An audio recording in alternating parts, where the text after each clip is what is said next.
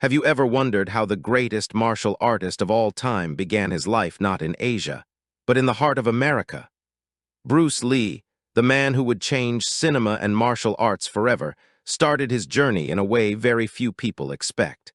He was born on November 27, 1940, in San Francisco, California.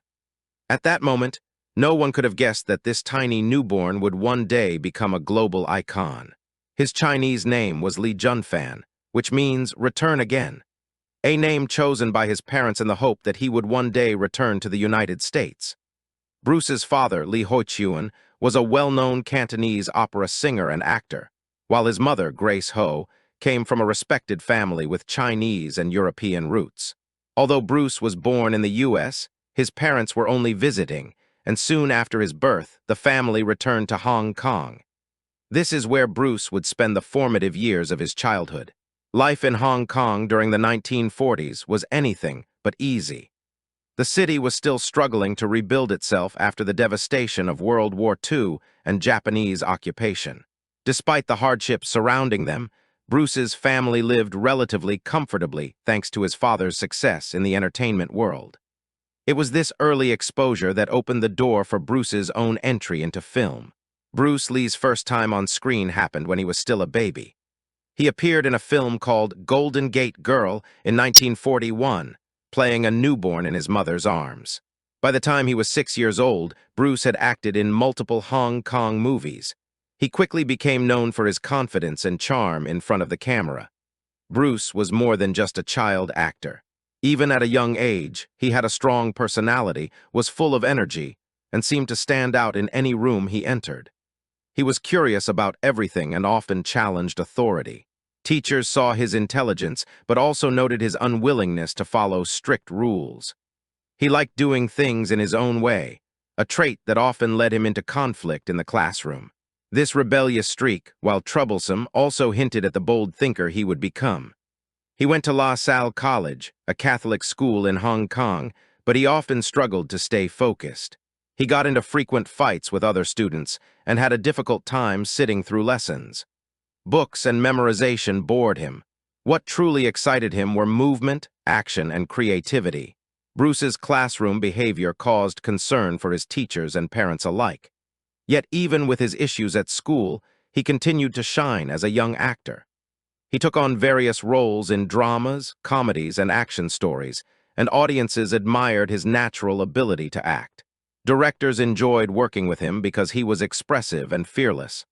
Although Bruce enjoyed acting, he did not see it as the only path for his life. He was ambitious, and even as a child, he seemed to be searching for a deeper sense of purpose. Meanwhile, Hong Kong was changing quickly.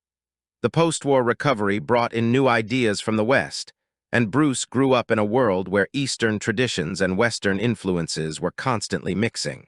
He was fluent in both Cantonese and English, which gave him a rare ability to move between cultures. This dual perspective would become a major part of who he was. He loved reading comic books, especially ones about heroes who used their skills to stand up for justice. These stories fired his imagination and made him dream of greatness. Even as a child, Bruce wasn't satisfied with just being popular or successful. He wanted to matter. He wanted to leave a mark. His mother, Grace, was deeply supportive and believed in his potential. His father understood Bruce's passion for performing, and the family encouraged his talents. But Bruce's strong will and fiery temper sometimes led him down the wrong path. He often found himself in street fights and arguments with neighborhood boys. As he grew older, the confrontations became more serious. His parents began to fear for his safety and future. Bruce wasn't a bully, but he had a need to prove himself. He didn't like being disrespected, and he often reacted quickly and forcefully. His fearlessness impressed some but worried those who cared about him. Soon, Bruce developed a reputation, not for his acting but for his fighting. The streets of Hong Kong were filled with gang activity, and Bruce was at risk of being drawn in. His parents knew something had to change. They looked for a way to help Bruce use his energy in a more positive way. That's when they introduced him to martial arts. They hoped that martial arts would teach him control and discipline. At first, Bruce wasn't very committed to the training, but that would change. Once he started learning Wing Chun under the master IP Man, everything shifted. He found in martial arts something that challenged both his body and his mind. Wing Chun, with its emphasis on close-range combat and balance, suited Bruce well.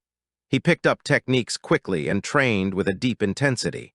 He was no longer just a wild boy on the streets. Through martial arts, Bruce began to transform himself.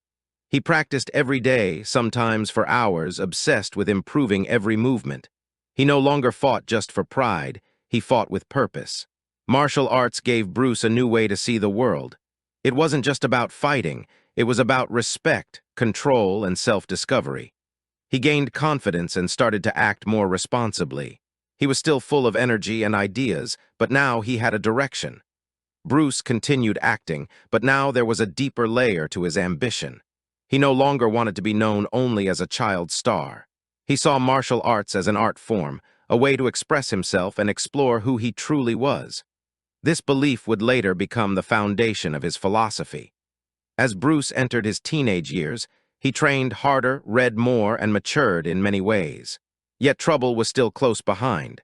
Even with his new discipline, Bruce sometimes got into fights. The violent world outside his home hadn't disappeared. His parents remained deeply concerned. They feared that if Bruce stayed in Hong Kong, he might end up badly hurt, or worse. So they made a difficult decision to send him away. They believed that Bruce's future would be brighter somewhere far from the chaos. At 18, Bruce left for the United States. He carried with him only a few dollars and a heart full of ambition. He had no idea what America would hold for him, but he was ready for change and determined to create a new life. The boy who had once danced across Hong Kong movie screens and fought in its alleyways was now stepping into a new world. A new chapter of his story was just beginning. When Bruce Lee stepped off the ship in San Francisco, he wasn't arriving as a star, but as an ambitious young man ready to build his future from scratch. He carried no fame, no wealth, and no clear plan, only the determination to become someone who mattered. After a brief stay with family friends, Bruce traveled north to Seattle, Washington. There, he found work in a restaurant owned by a friend of his father, doing whatever tasks were needed to make ends meet. At night, Bruce stayed in a small room above the restaurant. He lived simply, cooked for himself, and used every spare moment to read, train, and dream. Though far from home, he was not alone. Seattle was a city full of immigrants, and Bruce quickly built friendships in the Chinese community and beyond. He had the ability to connect with people from all backgrounds. During the day, Bruce worked hard. But in the evenings, he began offering martial arts lessons to a few friends and students he met in the area. Word of his skill spread quickly.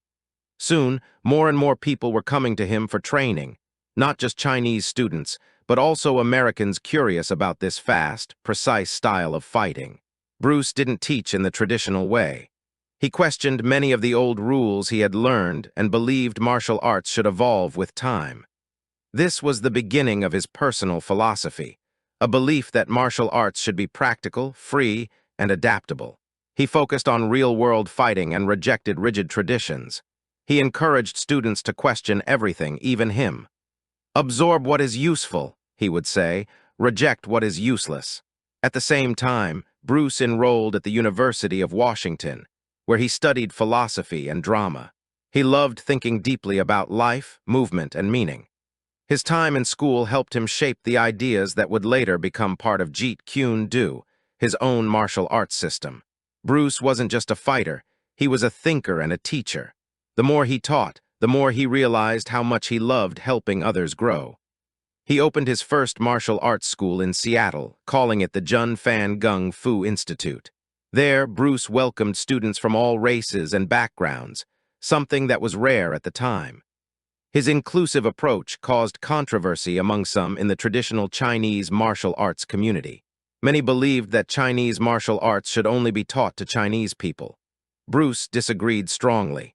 He believed that knowledge should be shared, not hidden. For him, martial arts were about self-improvement and freedom, not secrecy or pride. His passion and openness attracted people from many walks of life. Athletes, actors, and curious college students all came to learn from the young man who moved with speed and precision they had never seen before. Bruce's confidence grew, and so did his dreams. He wanted to do more than teach in a small studio. He believed he could bring his ideas to the world. In 1964, Bruce traveled to California to participate in a martial arts demonstration in Long Beach. That event would change his life. His performance amazed the audience. His movements were lightning fast, powerful, and fluid, unlike anything most people had ever seen. In the crowd was a man named Jay Sebring, a Hollywood hairstylist with connections in the entertainment industry. Impressed, he introduced Bruce to a television producer. Soon after, Bruce was invited to audition for a new TV show. That audition led to his first major role in American entertainment, as Kato in The Green Hornet. Though the show only lasted one season, it introduced Bruce Lee to American viewers. People were amazed by his athleticism and unique presence. But behind the scenes, Bruce was frustrated. His role, though exciting, was limited. He felt that Hollywood wasn't ready to take him seriously. Despite his talent, he was often offered only small roles or stereotypical characters.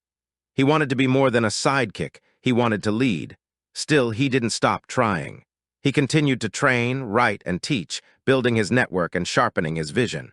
He opened 2 more martial arts schools, one in Oakland and one in Los Angeles. Each school followed his same core belief, that martial arts should be free, fluid, and personal. In Los Angeles, Bruce began training celebrities like Steve McQueen, James Coburn, and Roman Polanski. These friendships helped open more doors in the entertainment world. Bruce also met and married Linda Emery, a fellow student from the University of Washington. Together, they had their first child, Brandon Lee. He worked tirelessly, but progress in Hollywood remained slow. Bruce began writing his own scripts, hoping to create stories that reflected his vision and culture. He wasn't just chasing fame, he was trying to change how Asians were seen on screen. He wanted roles that showed depth, strength, and humanity. But for the time being, the opportunities were limited.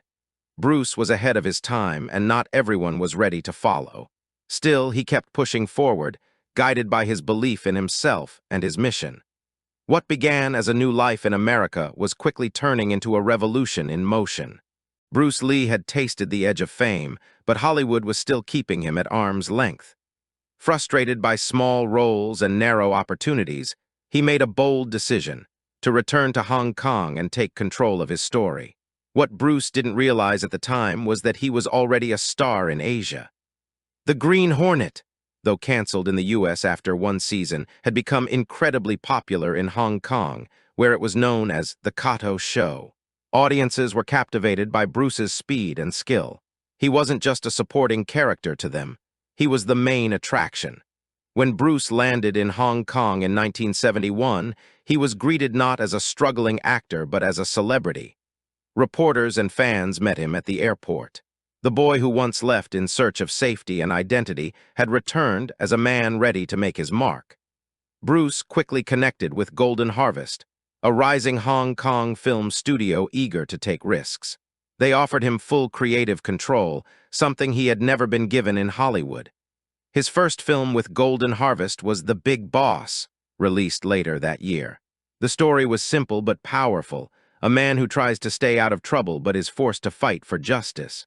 The movie exploded at the box office.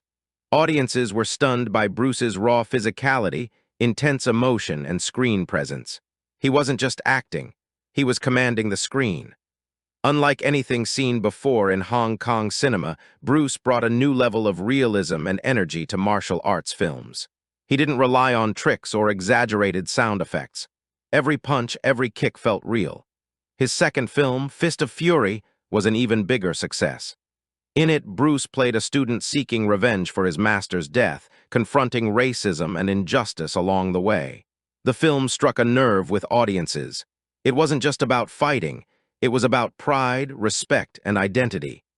Bruce had found the perfect way to channel his passion and pain into his performances. He became a hero to millions, especially in Asia, where people were hungry for a strong, dignified Asian lead who didn't bow to stereotypes. Bruce gave them that and more. But Bruce wasn't satisfied with just being in front of the camera. He wanted to direct, write, and choreograph the fights himself. He wanted full creative freedom. His next film, The Way of the Dragon, was his directorial debut. He wrote the script, choreographed the fights, and even cast his own friends in supporting roles. The movie featured one of the most iconic fight scenes in history, Bruce Lee versus Chuck Norris in the Roman Colosseum. That fight, silent except for the sounds of breathing and fists, became legendary. Audiences had never seen martial arts filmed with such elegance and impact. Bruce blended philosophy, storytelling, and physical mastery into a single cinematic experience. By now, Bruce Lee was not just a film star, he was a cultural force. He had proved he could create, lead, and revolutionize an industry on his own terms. Still, Bruce knew he had more to do. He wanted to return to America, not as an outsider seeking a chance, but as a master bringing his vision to the world. He began work on his most ambitious project yet. Enter the Dragon, a co-production between Golden Harvest and Warner Bros. It would be the first major Hollywood film to feature a Chinese lead in a heroic role. Bruce poured everything into the project. He helped shape the script, trained the other actors, and worked endlessly on the fight scenes. This was his chance to break barriers and show Hollywood what it had missed. But as filming neared completion, Bruce's health began to suffer. He experienced headaches, exhaustion, and even collapsed once on set. He brushed off the concerns, blaming stress and lack of sleep. He refused to slow down. Bruce was racing toward a dream he had carried for years. Nothing could stop him now, or so he believed. Enter the Dragon was set for release in August 1973, and excitement was building. It would be Bruce's ultimate breakthrough, the moment he had fought so long to reach. But fate had other plans. On July 20, 1973, just weeks before the film's premiere, Bruce Lee died suddenly in Hong Kong at the age of 32. The world was shocked. Fans couldn't believe the man who seemed stronger and faster than anyone could be gone so quickly. The cause of death was listed as a reaction to a painkiller, but questions and rumors swirled for decades. Some believed there was more to the story, while others simply mourned the loss of a once-in-a-lifetime talent. Though his life was tragically short, Bruce Lee's impact had already become permanent. Enter the Dragon was released after his death and became a global hit, launching a martial arts craze and inspiring a new generation of action films. Bruce had achieved what he set out to do. He broke through barriers, rewrote the rules, and redefined what it meant to be a hero on screen. His legacy would live on in the hearts of millions, not just for his speed and skill, but for his courage to be different, to fight for respect, and to never settle for less than what he believed in. Bruce Lee's physical power was legendary, but what truly set him apart was his mind. Behind every move, every punch, and every film was a deep, evolving philosophy that made his approach to martial arts unique in the world. Long before he was a movie star, Bruce had begun to question the traditions and limitations of the martial arts he had learned. While he respected the teachings of his master, IP Man, he felt that no single style was perfect for every situation. He began to break down the ideas he had studied and rebuild them from the ground up.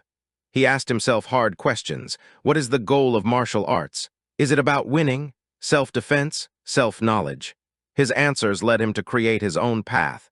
He called it Jeet Kune Do, which means the way of the intercepting fist. But Jeet Kune Do was more than just a new fighting style. It was a way of thinking. Bruce taught that people should not be bound by tradition. They should absorb what works for them, discard what doesn't, and always be ready to adapt. He believed that martial arts should be simple, direct, and honest. He rejected flashy techniques that looked good but didn't work in real life. To Bruce, fighting was about self-expression. Just as a poet writes or a painter paints, a martial artist must express who they are through movement. He said, to express oneself honestly, not lying to oneself. That, my friend, is very hard to do. This idea touched every part of his life. Bruce wanted to be real, not just on screen, but in his thoughts, in his actions, and in his relationships. He read deeply. Books on philosophy, psychology, religion, and science filled his shelves. He studied everything from Zen Buddhism to the writings of Krishnamurti and even Western thinkers like Nietzsche. Bruce combined Eastern and Western ideas, forming a personal worldview that was both bold and practical. He encouraged his students not just to train their bodies, but to sharpen their minds. He taught that the goal of training was not perfection of a skill, but the discovery of the self. To know your own weaknesses, to overcome fear, to stand firm in the face of challenge. This was the true purpose of martial arts. He often used water as a symbol. "Be water, my friend," he said. "Water is soft but strong. It takes the shape of whatever holds it, yet it can carve through rock." This was how Bruce believed we should live, flexible, strong, adaptable. His ideas shocked many traditional martial artists, some of whom saw him as disrespectful or arrogant. But Bruce was not trying to insult tradition, he was trying to push it forward. He had experienced the limits of tradition himself. He had been told not to teach non-Chinese students, not to question elders, not to mix styles. But Bruce broke those rules because he believed the purpose of martial arts was growth, not restriction. Jeet Kune Do was the result of that belief. It had no fixed moves, no strict forms. It was a living, breathing art that changed with its practitioner. Bruce trained constantly, not just in martial arts, but in weightlifting, running, boxing, fencing, even dance. He wanted to test his body in every way. He kept detailed notes on his training and observations. His journals were filled with sketches, workout plans, ideas, and quotes. He approached training scientifically. He measured his progress, experimented with diet, and kept track of his results. He believed in pushing the limits of what was possible. But for Bruce, strength was not about size. It was about speed, precision, timing, and focus. He believed that the mind was the greatest weapon. He said, "Knowing is not enough, we must apply. Willing is not enough, we must do." Bruce challenged his students not to copy him, but to discover themselves. He didn't want followers, he wanted individuals who could think, feel, and act with purpose. This made him more than a teacher. He became a mentor, a philosopher, a guide. His influence went beyond martial arts and into the lives of people around the world. Bruce's ideas started to reach beyond the dojo and the screen. In interviews, writings, and conversations, he shared his philosophy with anyone willing to listen. He spoke about racism, identity, fear, and self-respect. He encouraged people to break through the limitations placed on them by society or by themselves. He knew what it was like to be underestimated, to be told you don't belong. And he turned that experience into strength. In every kick and every word, Bruce was fighting for something larger than himself. He was fighting for authenticity. He lived with intensity, always seeking more knowledge, more truth, more freedom. He saw life as a journey of endless learning and self-improvement. His vision touched not just martial artists, but actors, athletes, musicians, and thinkers around the world. People found inspiration in his discipline, his creativity, and his refusal to fit into any box. He became a symbol, not just of strength, but of possibility. Bruce showed the world what could happen when you refused to accept limits. Even today, decades after his death, his words are quoted, his books are read, and his philosophy continues to guide people in every walk of life. Bruce Lee was more than a fighter.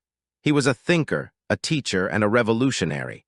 His greatest creation wasn't a film or a fighting technique. It was a way of life that challenged all of us to know ourselves, to grow, and to be fearless in our pursuit of truth. As Bruce Lee's influence continued to grow, so did his frustrations with Hollywood. Even after the global success of Enter the Dragon, he still faced barriers that revealed deep cultural prejudices and industry limitations.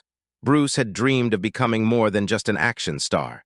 He wanted to be a storyteller, a filmmaker, and a representative of his culture in a way that was real and powerful. But Hollywood wasn't ready for his full vision. Although Enter the Dragon was a critical and commercial triumph, opening the doors of martial arts cinema to the Western world, Bruce had to fight for every inch of creative input he had on the project. He was often excluded from key decisions, treated more as a feature than a force. He had proposed a TV series called The Warrior, about a Chinese martial artist navigating life in the American West. But the concept was rejected, and Hollywood later released a similar show, Kung Fu, with a white actor in the lead role. This kind of erasure wasn't new to Bruce. Throughout his career in the US, he had been told that an Asian man couldn't be the hero of a major film. He was expected to play servants, villains, or sidekicks, never the lead. Bruce didn't accept these roles because he refused to play small. He understood that visibility mattered. Being the lead meant something for Asian identity in Western media, and he wouldn't give that up. While Hollywood slowed him down, Hong Kong gave him room to fly.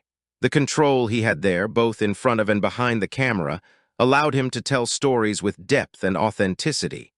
He was proud of the work he had done, but he wanted more. Bruce envisioned a global cinema, stories that crossed borders, characters that reflected real people, and heroes that didn't have to fit a single mold. He believed cinema was a mirror of culture, and if Asians were always portrayed as villains or caricatures, that image would shape how people thought. He wanted to challenge that, to elevate the image of Asian people around the world. His work started to do just that. Young audiences across the globe, especially children of immigrants, minorities, and outsiders, saw themselves in Bruce. They saw his power, his dignity, and his refusal to be silenced. He became more than an actor or a martial artist. He became a symbol of representation, a figure who told the world that you don't have to fit someone else's idea of who you should be. Off-screen, Bruce continued to build bridges. He mentored a diverse group of students, from celebrities to ordinary people, teaching not just martial arts but confidence and purpose. He often said that martial arts was just the path. What truly mattered was personal growth. He challenged students to look within, to question what held them back, and to go beyond technique. Bruce also started mentoring his own children. He wanted to raise them with pride in their roots and the courage to be themselves in any room they entered. He knew the world would not always be fair to them, but he believed that through discipline, clarity, and strength of mind, they could stand tall. In his final year, Bruce was developing more film projects, scripts that would explore different cultures, deeper characters, and more universal themes. One idea was to create films that blended Eastern wisdom with Western storytelling, challenging audiences while entertaining them. He wasn't just chasing fame, he was crafting legacy. He worked at a pace that few could match. His days were filled with writing, directing, training, and parenting. He slept little, thought constantly, and lived intensely.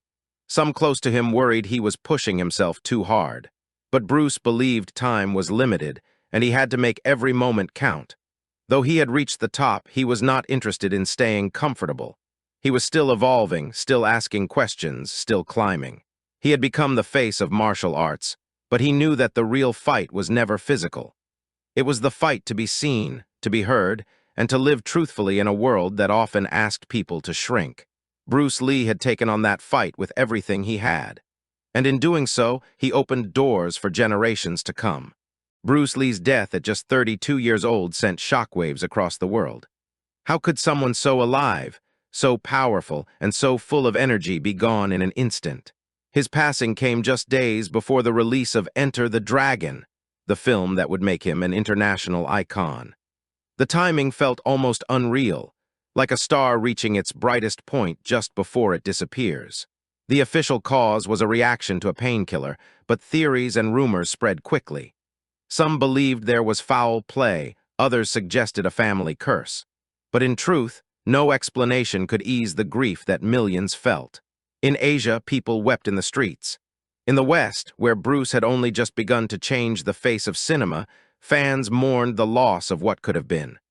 Hollywood had finally noticed his brilliance, and now he was gone.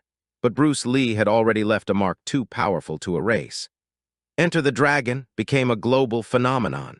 It inspired a new generation of action films and martial arts stars, and it introduced Eastern philosophy and fighting arts to mainstream audiences. For many, it was their first time seeing an Asian hero on the big screen, a man who wasn't a sidekick or a villain, but a leader, a thinker, and a warrior.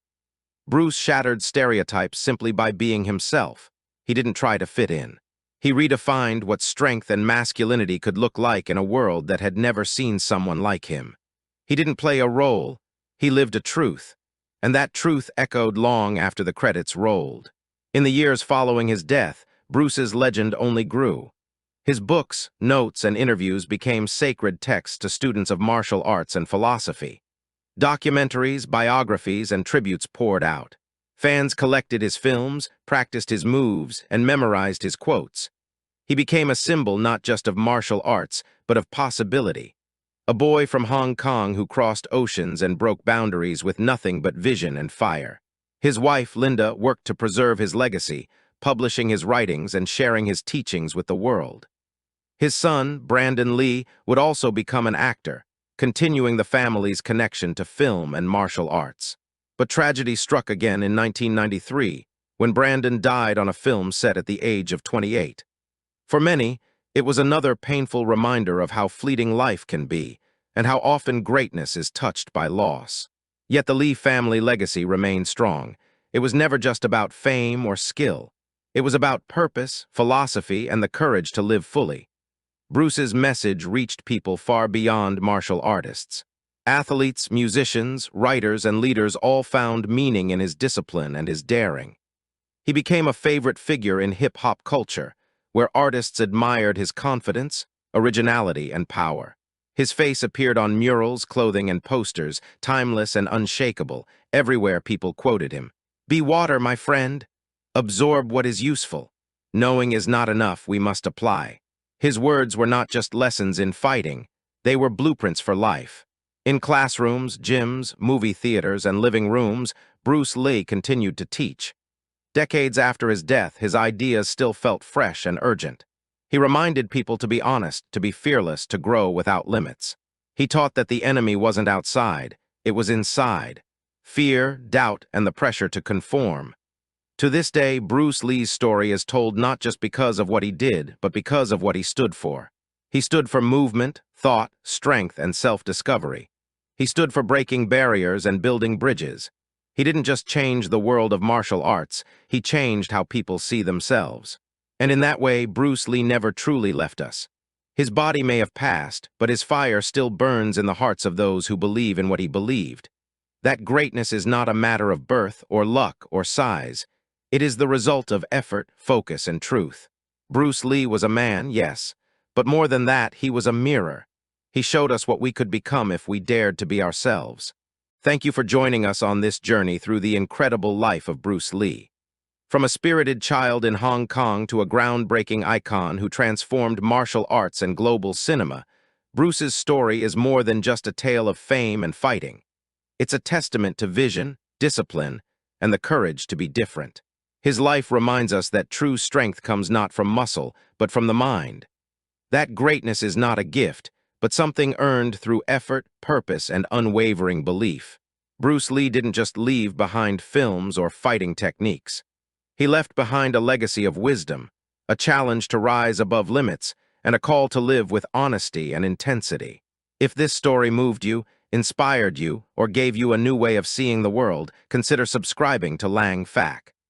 We bring you stories that not only help you improve your English, but also connect you with the lives, struggles, and triumphs of people who shaped history. Share this video with someone who needs motivation. And remember, like Bruce Lee said, be water, my friend. Stay curious, keep learning, and we'll see you in the next story.